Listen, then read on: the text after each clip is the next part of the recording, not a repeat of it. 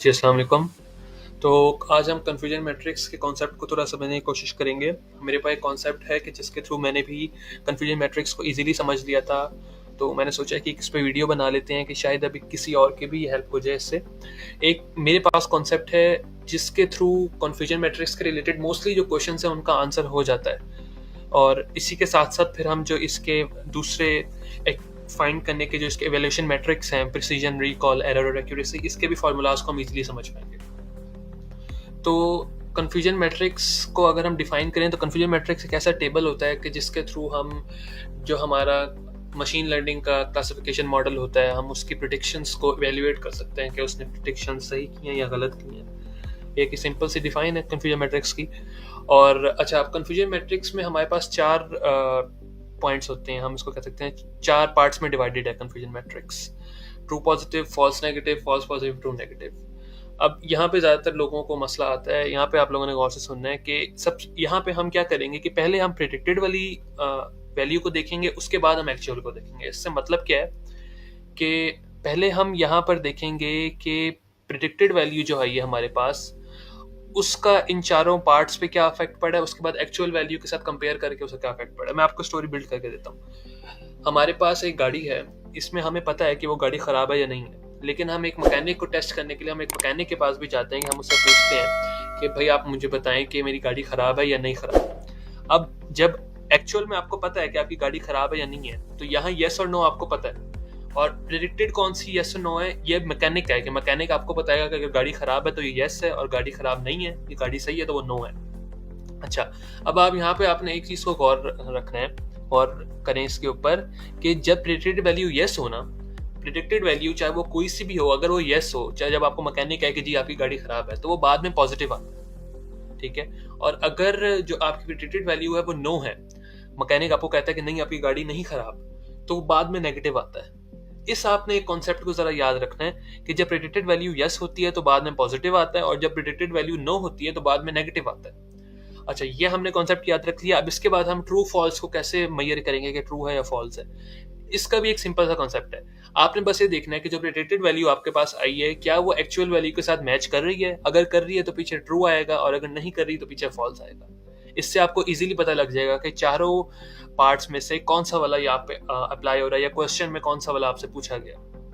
अगर हम for example true negative को देख लें, नेगेटिव को देखते ही आपको पता लग जाएगा कि जी प्रेडिक्टेड वैल्यू नो है, और जब आप ट्रू को देखेंगे आपको पता लग जाएगा जी एक्चुअल वैल्यू जो है वो भी नो है, क्योंकि यहाँ पे ट्रू आया है।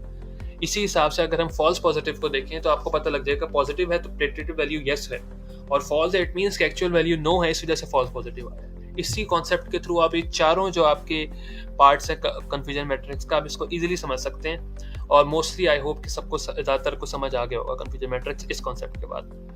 अच्छा, यहाँ पर हमारे पास चारों यहाँ पे इसके आप कह लें कि मेयर्स हैं हम कंफ्यूजन मैट्रिक्स के थ्रू, प्रिसीजन, रिकॉल, एरर और एक्यूरेसी। अच्छा, प्रिसीजन और रिकॉल में हमारा एक बेसिक सा डिफरेंस है जिसके थ्रू आपको दोनों याद रह जाएंगे।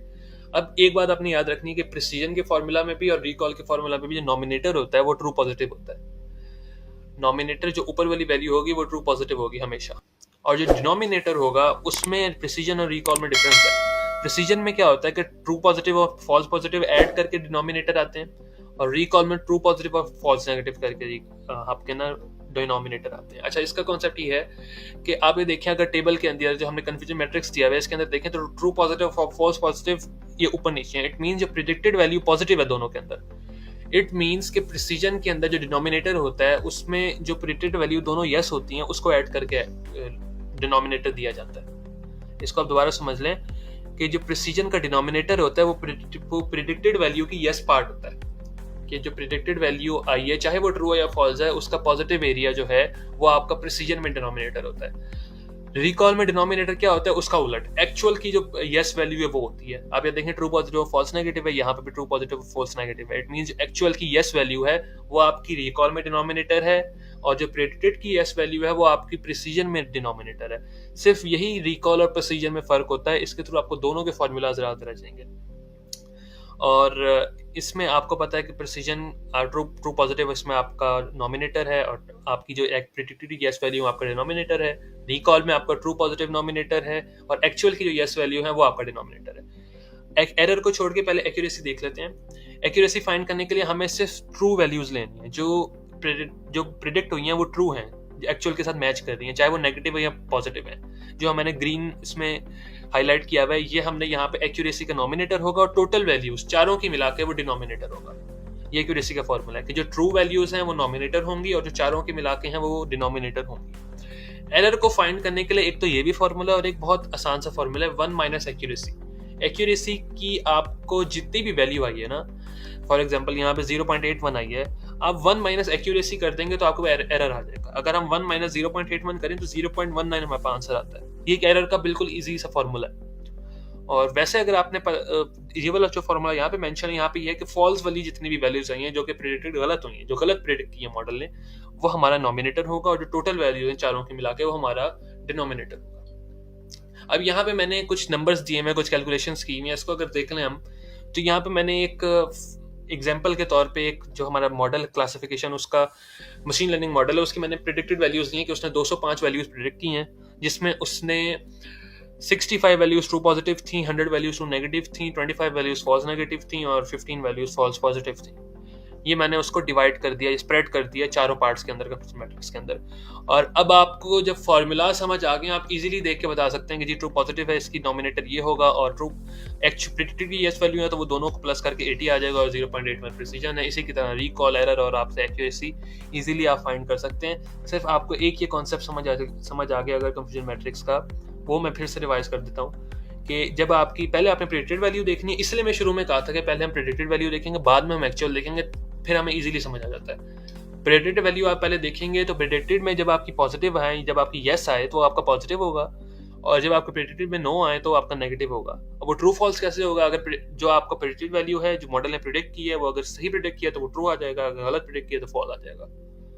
ये कॉन्सेप्ट था कन्फ्यूजन मैट्रिक्स का। इसके थ्रू मैंने भी कन्फ्यूजन मैट्रिक्स इजीली समझा है। आई होप कि आप लोगों को भी समझ आया होगा। फिर भी किसी को समझ नहीं आएगा, कोई प्रॉब्लम है या कोई क्वेश्चन है तो वो कमेंट्स में बता सकते हैं। बाकी थैंक यू सो मच। ये कन्फ्यूजन मैट्रिक्स की एक्सप्लेनेशन थी।